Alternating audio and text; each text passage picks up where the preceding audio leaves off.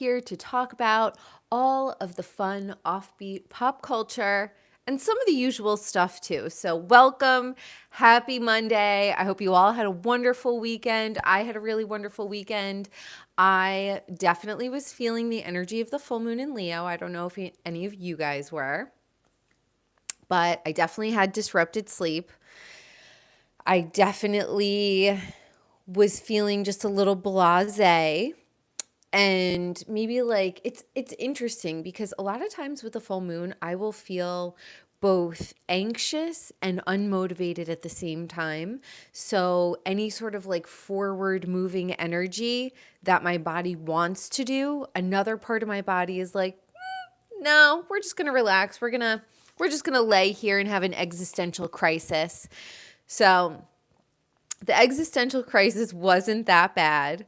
I just did a lot of cooking, cleaning, working out, the usual, socializing. I went and had a really, really nice coffee on Sunday with a new friend. I got to discover a really nice new hotel and their downstairs restaurant. It was so pretty. So shout out to Le Market in Phoenix. It was just beautiful. A really nice hotel and a really nice restaurant.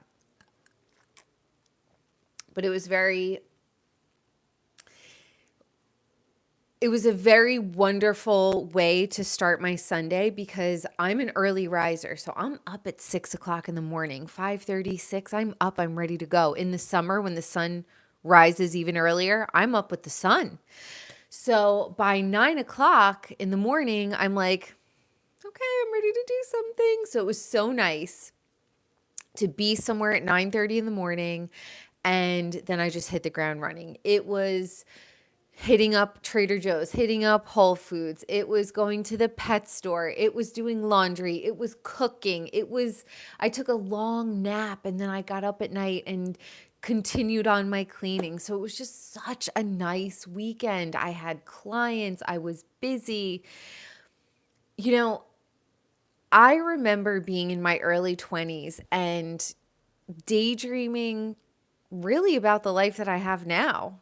I like to get up early, but I don't want to have to be at work until 11 o'clock. And then I'll work till 7, come home, cook, clean, go to bed. So I just remember being like younger and like daydreaming, like, what do I want my life to be? I want to get up early. I want it to be peaceful.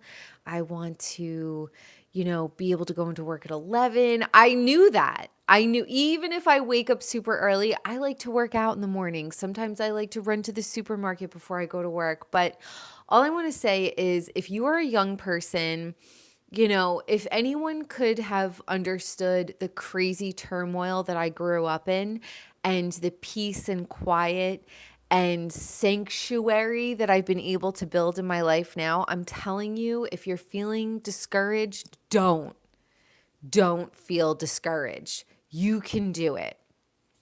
I used to get in trouble all the time. Candace is a daydreamer.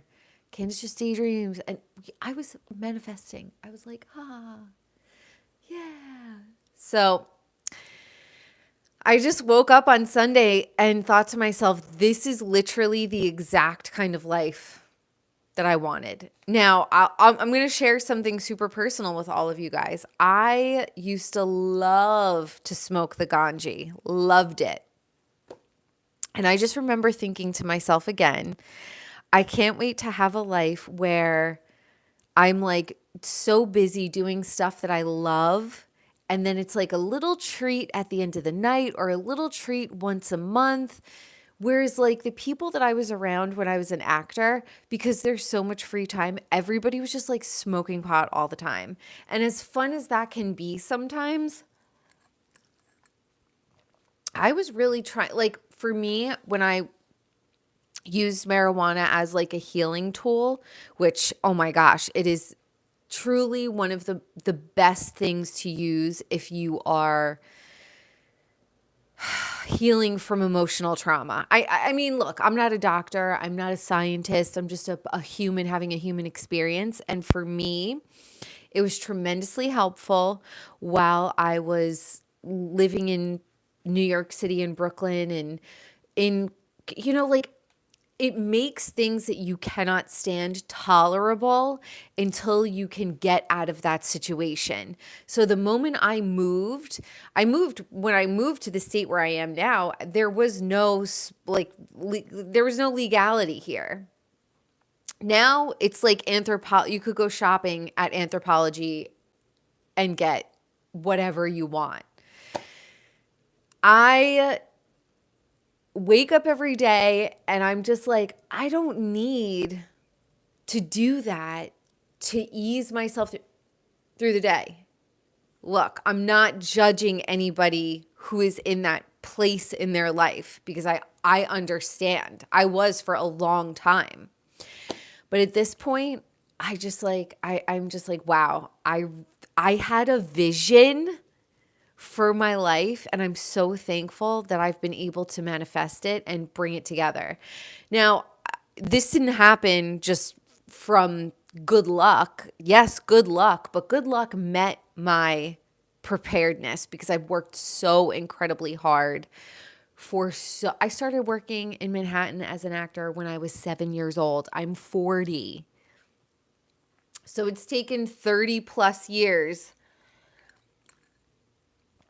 coming from lots of dysfunction, coming from lots of troubled people, and being able to untangle myself from them and get out from that. So anyone who's going through that, just please know that you have an option. Don't get pregnant. Don't get married. Go get an education. Get a career. Get a savings. Then you meet a nice partner and you start your life. And you always make sure that you have your own bank account and you're taken care of. Okay, that's my soapbox. I'm off of it. I'm off the soapbox. It's true, though. I talked to whatever. I was talking to somebody on Sunday. And I was like, when I graduated high school, there were 3 careers a woman could have. You became a teacher, a nurse, or a secretary.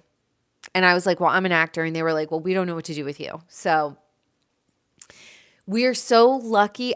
On one hand, the world, I don't think, is getting better. But on the other hand, there are way more opportunities for people like us to be able to make a living in a career and have a beautiful life. So years ago, it was you either get married, you become a teacher, you become a nurse, or you become a secretary, and those were our only options. Now you could do whatever. Now you could sell fucking feet pics and make a living. Do it. Who cares? Preach. So, all right, back to pop culture. I still have my gel, my OPI. What is it called? Big Apple Red. So this is how they're growing out. Pretty nice. I did them last week. And I'm like, no, I don't want to have to take it off and do it again. But I'm just so thankful I'm able to do my gels at home. Thankful.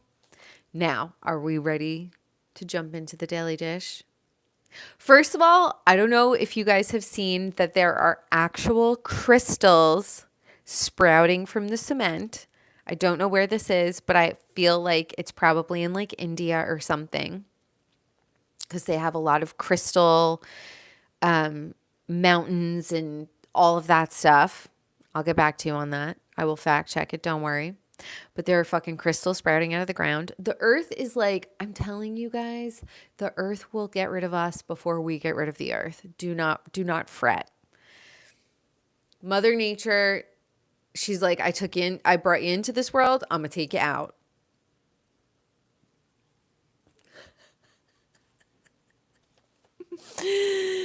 So what I thought was really just kind of like, I was like, okay, the passport bros, because they're going to Colombia, they're going all these other places to get their wives or their girlfriends or prostitutes, allegedly, and they're getting whacked. So these guys are coming from America and they're going over to like Colombia and they are meeting women on Tinder, on the internet, Hinge, whatever it is, or whatever hookup site they have there, and they are getting whacked.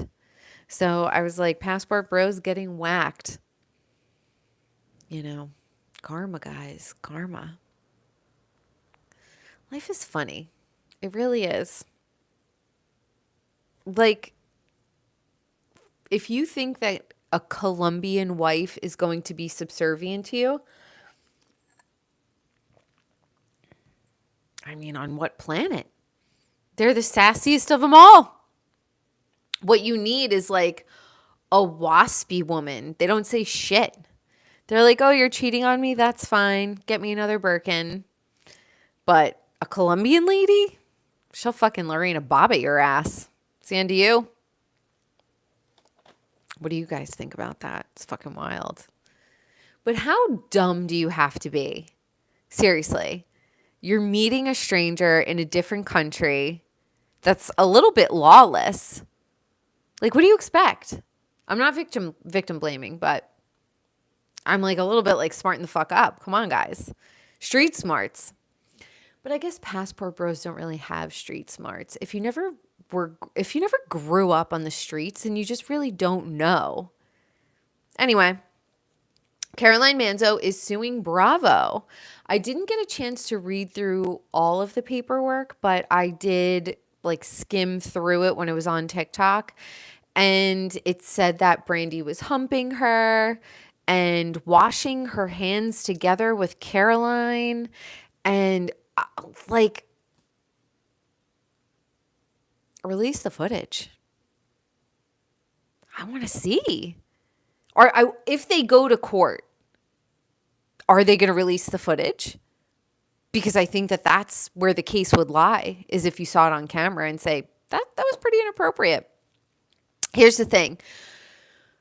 Anyone who's touching anyone who doesn't want to be touched, that's inappropriate. Brandy should have never touched her, washed her hands with her, laid her hands on her, certainly not kissed her or stuck her tongue down her throat. I would be completely offended and furious if somebody did that to me. And we have to remember, Caroline is an older Italian woman from New Jersey. That's my grandmother. My grandmother is an older Italian woman from New Jersey. If somebody stuck their tongue down her throat, she would probably be completely offended and grossed out as well. So the fact that Brandy is from LA. Brandy, your LA is showing. Caroline is from a very, like, women have to be a certain way in New Jersey, whereas LA is a fucking free-for-all. Anything goes in LA. But in Bergen County, where we're from, that's not normal. You know, you don't behave that way. There aren't cameras in your house in Bergen County. You know what I mean? Like, we grew up like regular people, whereas Brandy has been living in LA for so many years that everything is TV. Everything is for the plot. Everything is for the show. But Caroline's not from that world. Even though she was on the show for however many seasons, 4 or 5 seasons, she's not living in LA. They were shooting the show in New Jersey. So, you know, kudos to Caroline Manzo for standing up for herself and saying that this was disgusting and inappropriate. I say it all the time. And, you know, I like Brandy on Traitors, even though, like, she just cannot get a hold of herself. She definitely don't ever put her in a poker match or tournament, because she would tell you her hand before you could even think to guess it. She's just a terrible poker player. And I mean, I do like her on Traitors, but she's just such a grating personality and so severe. She used to be so pretty and lovely, and now her face has become like this crazy clown face, and she's so loud, and that hair, like, you could tell that she only has yes people around her, because if I was a friend of Brandy's, isn't Kristen Tankman a friend of Brandy Glanville's? Why wouldn't Kristen say to Brandy, please stop getting those ugly extensions and maybe just take care of the hair that you have. Maybe go brunette. If I were Brandy, I would take all of those hideous extensions out. Her hair always looks like a rat's nest. I would dye it brown, get like a sleek bob. I would do understated makeup. I would take all that filler out. Like, she just looks crazy. Now, I couldn't even begin to fathom somebody like her coming at me and violating my personal space. I'd be so pissed off. So what do you think? Do you think Caroline Manzo is blowing this out of proportion? Do you think that she's right? I I'm on Caroline's side. I think that Brandy is probably super out of touch because of where she lives for so many years and the lifestyle that she lives. And Caroline is, a older Italian woman from New Jersey. So I don't know. You guys let me know what you think. I don't want to laugh. I don't want to laugh at this, but talking about out of touch, we have Shepherd Rose. He told Andy, don't we remember when he went to the doctor and the doctor said, you have liver enzymes and you have to stop drinking? That was like season 4. That was like 7 years ago. And he clearly never stopped. And from what Craig said at the reunion, they've been through this with him a lot of times. And that, unfortunately, is the sign of a true addict. And when I heard him say that he wasn't going to do shots anymore and he was just going to drink beer, I've heard people say that before. It's very interesting. It's not interesting, but I want to say like a little bit cliche when people are alcoholics and then they say, I'm not going to drink shots anymore. I'm just going to drink beer. It's like, sir, I don't think that's the issue. Now, where does Shep end up? He ends up at a retreat. And we all know what retreat this is. This is probably an ayahuasca retreat or some sort of psychedelic retreat. And like, this is a rich kid's Band-Aid to a deeper issue. If Shep really wanted to heal, he would probably have to move out of Charleston. He would probably have to give up drinking completely, give up the show, and get a job. He has no purpose in life. So, and he has mailbox money. There's something to be said about having a fire in your soul to accomplish something or to learn something or to open a business and get it to a place where you want it to be. There is really something to be said for how that keeps you young and engaged and passionate and in love with your life and excited. He's got nothing to wake up for. He is a womanizer. He's a drug addict, allegedly. Look, let me rewind that. I do not know if he's a drug addict, so I don't ever want to say that. But if you're drinking at that level, you're using other things to give you the stamina to keep going. So I don't ever want to put it on him that he has any addictions that he doesn't have. So I don't know. I don't know him. I don't know. But what I do know from people who have those kinds of lifestyles, they're also doing other things to give them the longevity to keep going. And if you have money to burn,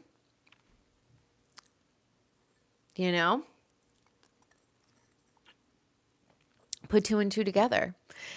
I just thought that it was so disingenuous for him to go to this ayahuasca retreat and think that like he's healing. No, bro, you're literally just doing fucking drugs with other people. I've done mushrooms a million times. I've done all that shit. Like, at the end of the day, all of these fucking drugs, all they're doing is just giving you the false sense of accomplishment. You think that you're healing the issue by throwing up in a bucket around 10 other people in a circle with a shaman. No, you're just having an experience. I mean, do people come to a different conclusion? Like, I get it, but it's the same philosophy with capitalism. We think that buying that next car is going to make us feel a certain way. We think that having a certain purse is going to make us feel a certain way. No, what's going to make us feel a certain way is to get rid of all the things that make you fucking comfortable and be uncomfortable. I tell people all the time, go to an ashram in India for 3 years, don't talk, and just sit with yourself and think. You will come out the other side a changed person. I just find it to be such a phony way of healing. You know? I really find it funny that all of the things that I grew up, learning were bad and drugs and this and that are therapies now. Ketamine. I was doing ketamine in the woods in high school. Now it's a therapy. Like, what is fucking going on, you guys? Mushrooms. Now it's a therapy. I mean, you feel something. The last time I did mushrooms was maybe 7 months ago. And I just was like, I fucking hate this. And I just feel like I want to get every single part of my life in order. And I don't ever want to do this ever again. So we'll see with Shep. Honestly, if we have like any sort of prediction, I think that Shep is going to end up a lonely old drunk. I do. The fact that like he isn't into pleasing women, he's just so selfish. He just has so much to learn. And even if he did knock somebody up, he'd pay for the abortion. He wouldn't have the kid.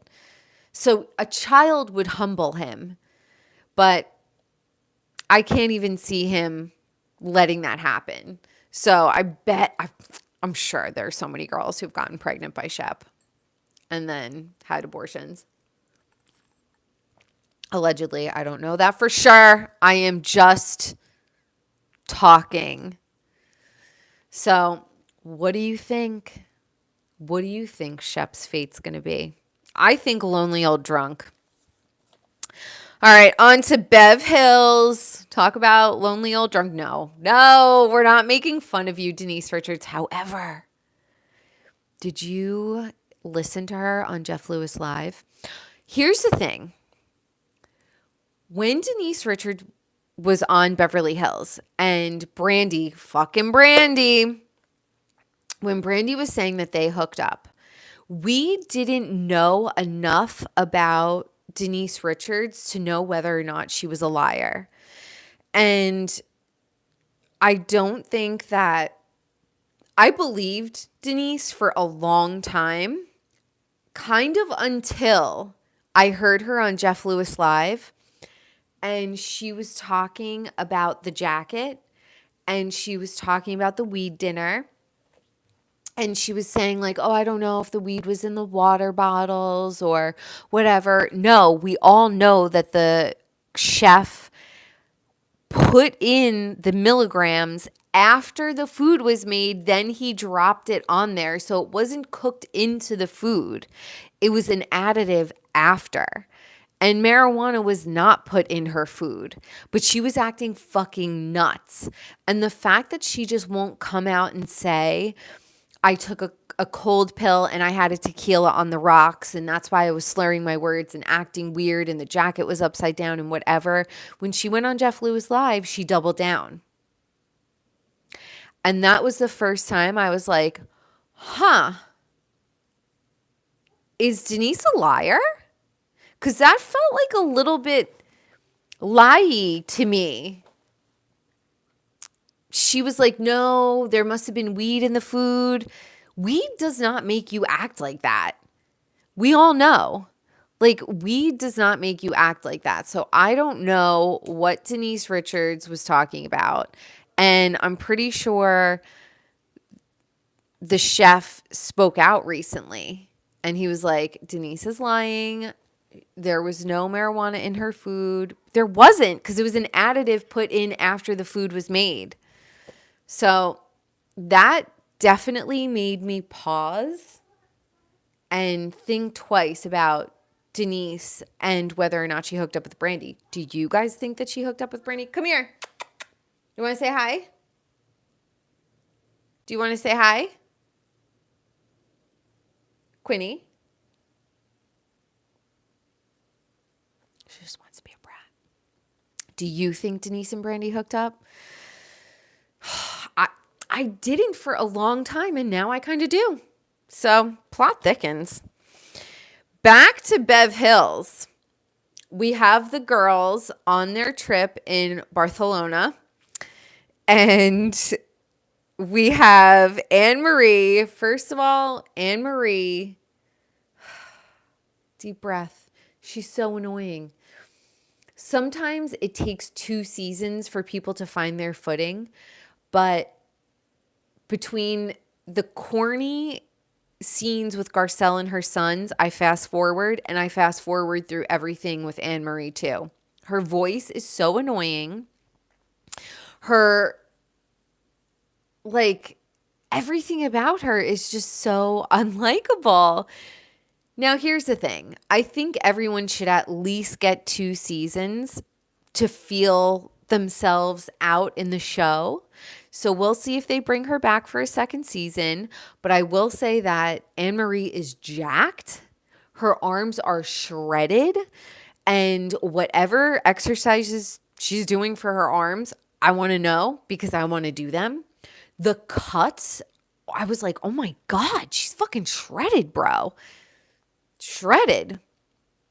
This house is like a little bit creepy that they're staying in. The woman did say that there were little people that come out and around. I don't know about that. I don't know if I would be into that.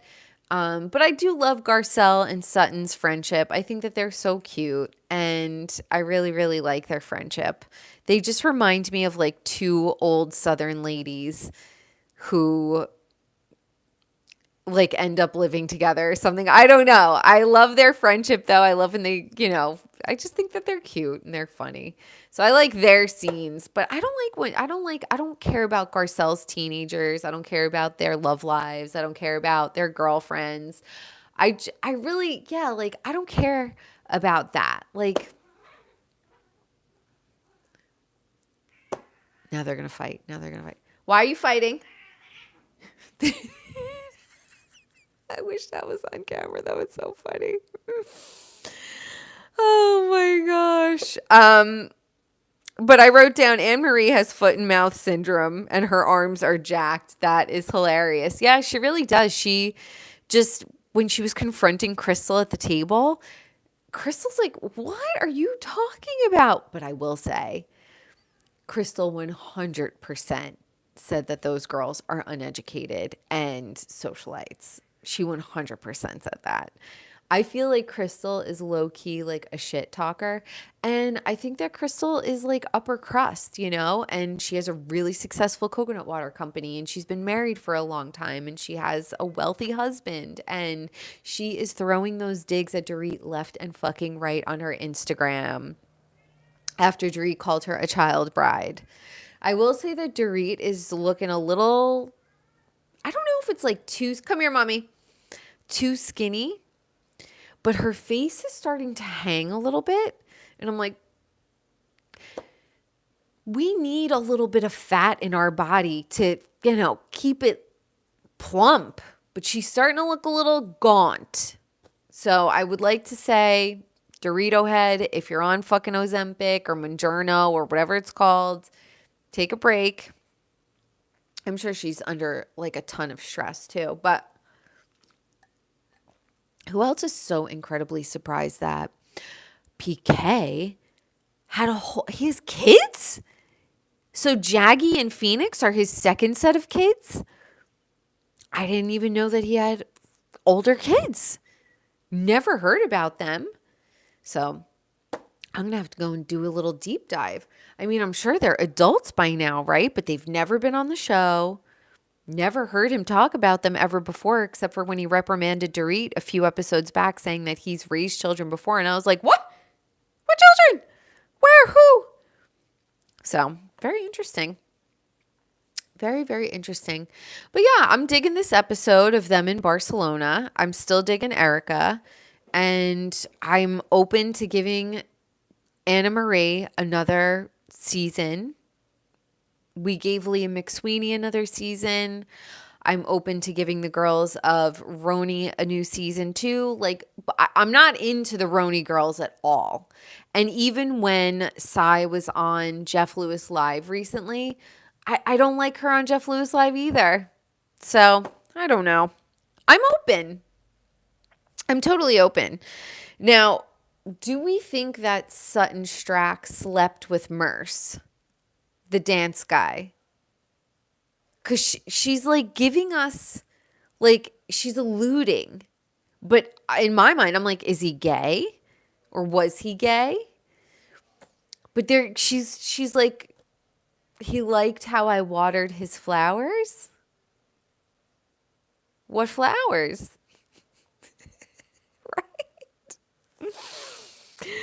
Oh my goodness. Well, talking about ballet, who is following Ballerina Farms? I'm on Ballerina Farm TikTok right now. Ah, darn, my phone is dying, so we got to make this snappy. Who is on Ballerina Farm TikTok and all the controversy? People are pissed. Her husband's father is a very wealthy businessman. And now they decided that they want to have a farm. Here's my take on it, okay? They're glamping. They're not real farmers. Real farmers are worried about their bills. Real farmers are working on the farm to live and pay for their family. Ballerina Farms is a brand. She's beautiful, she's blonde, she's perfect, she's skinny, she has 90 million fucking kids and still looks good. She's a brand. She's not authentic at all. So people who are getting pissed off about it, who cares? What do you fucking care? And people who think she's the greatest, well, you're fucking stupid because she is completely an illusion. And even she says, she's like, yeah, sometimes, it takes me 2 days to make these videos of like the making the dough and the this and the that. Well, that's not really real life if you have 8 children and you're a working person. So she is rich, and that's why she's able to build this brand of Ballerina Farms. There's nothing authentic about her. Like, you could admire her style. You could, think she's cool for doing that. But just always know that she has this immense safety net of her father-in-law's money. And I'm sure they have investments, and I'm sure they have all of that stuff. So anyone who's like, oh, I wish I could feed my kids fresh food every day like Ballerina Farms. No, because she's living in a fucking alternate universe. All right. And we're living in reality. I cook for one person, and I would say like 5 or 6 days out of the week, I cook at home. The amount of dishes I have for me, one person. Now, if I had 8 children to feed, cook, homemade bread, like, you're home or you're working. Like, don't hold yourself to Ballerina Farm standards. She comes from a wealthy family. Penelope Francis. Does she have 2 bitchy cats fighting all the time? You guys love each other.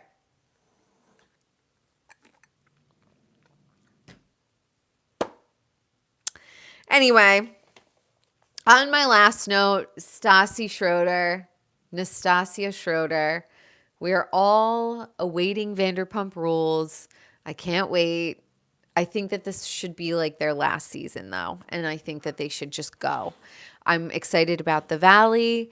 I'm excited about. Can you stop? I had to throw a pillow at him. I'm excited about the Valley, but honestly, Vanderpump Rules, it's over. Nobody works at SUR anymore. Let's just dissolve it and move on. Because honestly, prior to Scandival, it was on life support. And I'm watching the old episodes. I'm on like season 2 now. And why are we surprised by any of this? Tom has been cheating on every single one of his girlfriends since the beginning of time. And watching him cheat on Kristen with Ariana, watch Ariana lie with him and defend him. Like, Ariana, what are you doing here? Like, you knew what you were getting into when you got into a relationship with him because you were helping him lie about hooking up with you at the Golden Nugget. Why are we surprised?